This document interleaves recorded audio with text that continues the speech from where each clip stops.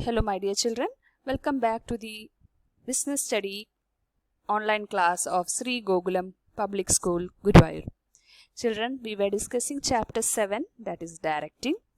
We saw the elements of directing. They were supervision, motivation, leadership and communication. In our previous class we have discussed about communication, its process and its importance. Today we will discuss some more concept related to communication, and that is formal and informal communication. Communication can be classified into two, that is formal communication and informal communication. In your English subject you may have studied about formal letter and informal letter. So as you know, in formal letter there is a prescribed pattern of writing the letter. And informal letter we write to our friends. So that is about formal communication. In formal communication, the communication flow is through the scalar chain. So all the communication flow in that prescribed path itself. But in informal communication, though it is a part of formal communication, but it is not pre-planned. It is prepared by the employee to satisfy their social need. So it is not prepared by the management but prepared by the employee to make them socially satisfied. Okay, so this is the difference between formal communication and informal communication. Let us look into the merits and demerits of each of these. First of all, the formal communication. Here are the merits or advantages. The officially prescribed path of communication is orderly in nature. It can easily be maintained because it derives support from authority relationships. So it is an officially laid down path and it is in order. So it is in order that communication take place in formal path. It helps in exercising control over subordinates and in fixing of responsibility. So because there is a formal way of communication between the employees, so the management can exercise control over the subordinates and they can fix the responsibilities too. Next is formal communication is authentic. So there is an authority relationship among if we are talking about formal communication. Chances of distortion of information are very few. So there is hardly any chance that messages or information get mixed up in between or while passing the message from each of this chain. Next is the limitations of formal communication. Formal communication tends to be slow as it has to follow the path laid down by the management. So as the communication is taking place in that formal path, so the communication or the message have to be passed from each levels of management, which will take little time. So we can say that it is a very slow process of communication.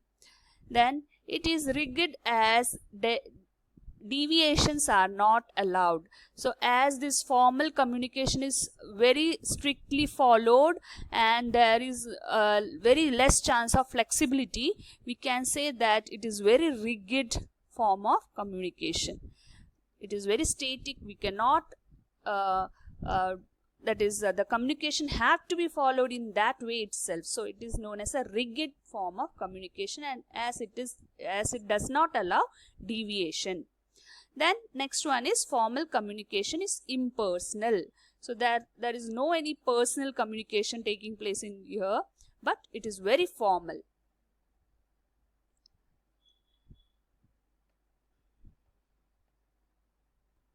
There are three different types of formal communication. First one is downward communication, which take place from superior to subordinates. So all the plans, policies, rules, procedure, orders, instructions, that all flow from superior to the subordinate. This type of communication is known as downward communication. And what is upward communication? Suggestions, appeals, then grievances, reports, proposal, etc., which are passed from subordinates to superior, it is known as upward communication. Next is the horizontal communication. So exchange of information between two departments heads or two or more managers of equal ranks are known as horizontal communications. So these are the three different types of communication in formal communication. Formal communication, there are certain networks that indicates the pattern through which communication flow within the organization. They are single chain network, wheel network, circular network, free flow network, and inverted V network.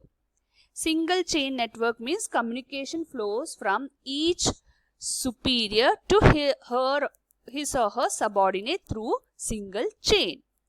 So you can see here it is a single chain diagram of a single chain communication where the communication flows from like a chain network. Then wheel network. All subordinates under one superior communicates through his or her only. They are not allowed to talk among themselves. This is the diagram showing wheel communication. So this in the center is a superior and he can talk to his subordinates, but subordinates are not allowed to talk to each other. So that is formal communication. And now next one is circular network. Communication moves in a circle.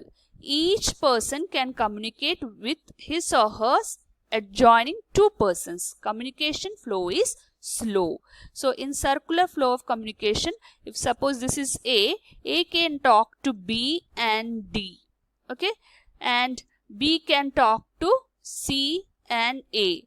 So that way they can communicate to each other. So this is known as a circular flow of communication. Next is the free flow network. Each person can communicate with others freely. The flow of communication is fast. So in formal communication itself, there is free flow communication in which each subordinates in the coming under formal communication, they can freely talk or communicate to each other. Next type of network is the inverted V. A subordinate can communicate with his or her immediate superior as well as his or her superior's superior. So a subordinate gets a chance to talk. If these two are the subordinates, they are getting chance to talk to their superior and superior's superior.